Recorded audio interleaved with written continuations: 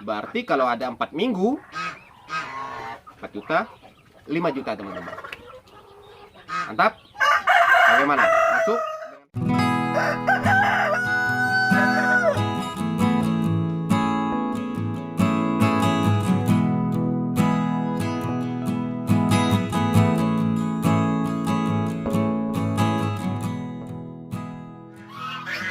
Bismillahirrahmanirrahim. Assalamualaikum warahmatullahi wabarakatuh. Selamat berjumpa kembali teman-teman semuanya di channel Peternak Gokil. Mudah-mudahan di channel ini selalu bisa memberikan informasi yang bermanfaat di seputaran peternakan ayam kampung, dan kemudian juga mudah-mudahan kita semuanya dalam keadaan sehat walafiat. Amin ya rabbal alamin. Nah, oke teman-teman, di video kali ini kita mau bahas mengenai bagaimana sih kita itu bisa panen dalam 1 bulan itu 4 kali panen, mas bro semuanya. Nah, kenapa tidak? Tentu saja bisa. Jadi tidak ada hal yang tidak bisa untuk kita lakukan selama kita bisa memegang manajemen dan paham dengan manajemen yang kita lakukan ataupun yang kita terapkan di kandang kita. Jadi seperti itu. Tentunya semua itu tidak terlepas dari ketekunan kita, kerajinan kita dalam perawatan ayam-ayam kita itu sendiri. Nah, itu sangat penting saya pikir teman-teman semuanya. Nah, oke. Jadi bagaimana sih kita bisa melakukan panenan itu dalam setiap bulan? Pertama, teman-teman itu harus memiliki indukan. Nah, di dalam hal ini, kalau misalnya seandainya teman-teman itu menggunakan indukan ayam kampung asli, saya pikir itu agak sedikit susah ya. Kenapa? Karena produksinya tidak begitu banyak kalau ayam kampung asli. Maka dari itu teman-teman itu ketika maunya panen itu setiap minggu dan bisa mendapatkan DOC lebih banyak, itu secara lebih efektifnya itu lebih baik menggunakan ayam kampung yang memang memiliki genetik petelur. Itu satu teman-teman. Nah, oke, yang kedua itu saya pikir selain kita memiliki indukan seperti yang saya punya di belakang ini adalah ayam kampung genetik petelur teman-teman. Jadi setiap hari menghasilkan telur, kita bisa panen telur perharinya jadi sesuai dengan jumlah ayam yang kita pelihara, tentunya jadi seperti itu teman-teman. Yang kedua, selain kita memiliki indukan, kita harus memiliki mesin tetas. Itu sangat penting saya pikir. Kenapa harus ada mesin tetas? Karena dengan adanya mesin tetas itu sendiri, kita bisa mengatur panenan kita. Dalam artian begini teman-teman, telur yang dihasilkan dari indukan-indukan yang ada yang kita pelihara itu sendiri, kita kumpulkan selama 1 minggu. Misal seandainya 1 hari itu ada 5 butir telur misalnya kan. Ini misalnya 5 butir telur per hari, dalam artian selama 7 hari berarti kita mendapatkan 35 telur yang akan kita tetaskan. Kan? Kalau 5 telur. Nah, setelah itu kita masuk dalam mesin tetas untuk minggu pertama, periode pertama kita masukkan. Oke, minggu pertama sudah kita masukkan. Ingat, telur itu menetas selama 21 hari. Jadi kita harus menunggu 21 hari atau 3 minggu ke depan baru bisa menetas telur yang kita masukkan di minggu pertama. Kemudian minggu kedua kita masukkan lagi telur 35 butir. Masukkan lagi, mas bro, teman-temanku semuanya. Masukkan lagi 35 butir. Ingat, 21 hari baru menetas. Minggu ketiga masukkan lagi 35 butir. Minggu keempat masukkan lagi 35 butir. Ini kita anggap hitungan standar dan itu hanya 5 butir telur per hari. Oke, dalam artian sudah ada 4 minggu atau 4 tingkatan telur yang kita masukkan ke dalam mesin tetas. Nah, berarti 35 ditambah 35 sudah 70. Ditambah lagi 35 berarti 105. Ditambah lagi 35 berarti 140. Berarti dalam 1 bulan teman-teman itu sudah mengumpulkan telur sebanyak 140 butir telur. Nah, oke, 1 bulan itu dari telur yang kita hasilkan dari indukan kalau kita pelihara indukan. Nah, setelah di minggu ketiga, telur yang minggu pertama itu menetas.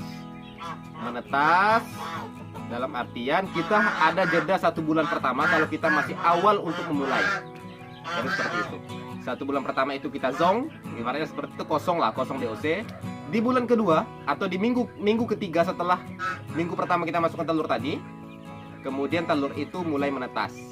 Oke, mulai menetas. Telur yang minggu pertama menetas. Katakanlah yang menetas itu di angka 25 lah, kita anggap paling bawah lah. Jangan kita ambil di angka 100%, jangan. Nanti susah juga kita menghitungnya. kita anggap 25 ekor dalam satu minggunya. Oke, menetas 25 ekor, kita masukkan ke dalam pengebokan atau kandang box magic untuk anakan ayam ini, DOC ini kita box, kita besarkan, kita rawat dengan sebaik mungkin dengan ilmu pemeliharaan yang sudah kita dapatkan, yang sudah kita pelajari dengan pengalaman kita rawat mereka. Oke, sudah ada, berarti sudah ada di minggu pertama. Nah, kemudian menetas lagi di minggu kedua, kita masukkan lagi ke dalam box. Ini biarkan aja dulu. Kita masuk lagi dalam box magic lagi, kita besarkan. Nah, kemudian menetas lagi yang ketiga, kita masukkan lagi ke dalam box magic, kita rawat lagi. Yang keempat menetas lagi, kita masuk ke box magic. Nah, begitulah kira-kira siklus untuk kedepannya. Selama bulan-bulan berikutnya kita tidak akan putus untuk melakukan panenan DOC. Saya pikir seperti itu teman-teman, sederhananya. Nah, setelah anak ayam sudah kita dapatkan, kita sudah menemukan bagaimana cara kita mengatur siklus panenan dari setiap minggunya. Nah, anakan-anakan yang sudah kita box ini, kita besarkan, kita rawat teman-teman. Jadi seperti itu. Nah, jadi kenapa tadi saya bilang di awal itu lebih baik pelihara ayam dengan genetik petelur dan memiliki genetik yang lebih besar dibandingkan AK. Karena AK ini saya pikir agak sedikit lambat pertumbuhannya teman-teman. Nah, maka dari itu saya menyarankan carilah genetik ayam yang memang dari segi pertumbuhannya bagus, produksi telurnya bagus, kemudian juga masa panennya lebih cepat. Jadi seperti itu teman-teman. Karena kita sebagai peternak harus mendapatkan ayam yang memang masa panen lebih cepat. Tujuannya adalah untuk mempercepat mendapatkan cuan. Nah, jadi seperti itu teman-teman. Oke, kita besarkan, kita rawat. Katakanlah ayam apa ya? Ayam yang bilang saya ini, induk yang saya punya ini, ayam KUB. KUB itu bisa panen dengan usia 75 hari atau 2 bulan setengah. Itu sudah bisa kita panen dengan bobot rata-rata itu 9 sampai 1,2 kg. Yang penting tergantung pakan yang kita berikan kepada ayam-ayam tersebut. Nah, disinilah kita akan melakukan perawatan. Setelah berjalan 3 bulan, 2 bulan setengah ke depan, kita melakukan panenan yang ayam yang menetas di minggu pertama tadi saya bilang tadi. Telur yang pertama kita masukkan 35. Kita panen. Habis itu minggu kedua kita panen. Minggu ketiga kita panen, minggu keempat kita panen. Dalam artian kita dalam 1 bulan itu melakukan 4 kali panen, teman-teman. Mantap bukan? Nah, siapa yang tidak mau hari ini untuk beternak? Kalau kita paham dengan manajemen yang kita terapkan terhadap kandang kita, teman-teman. Jadi seperti itu. Nah, dan begitulah siklus sederhananya, gambaran sederhananya mengenai masa panenan itu sendiri. Nah, tentunya dalam perawatan kampung itu sendiri kita tidak bisa untuk semena-mena ataupun sembarangan ataupun ya begitu-gitu saja, nggak bisa teman-teman. Karena dalam perawatan ayam kampung ini kita harus juga memperhatikan bagaimana nutrisi yang dibutuhkan oleh DOC kita ini ataupun anak ayam kita ini, yang dibutuhkan mereka itu seperti apa. Nah, kalau misalnya seandainya harga itu mendukung daerah teman-teman semuanya, saya menyarankan lebih baik teman-teman itu menggunakan pakan full pabrikan. Karena saya pikir kalau menggunakan pakan full pabrikan, kita tidak akan pernah kecewa teman-teman. Tidak akan kecewa dengan hasil bobot yang dihasilkan dari ternak kita itu sendiri. Yang penting masih masuk hitungan ya.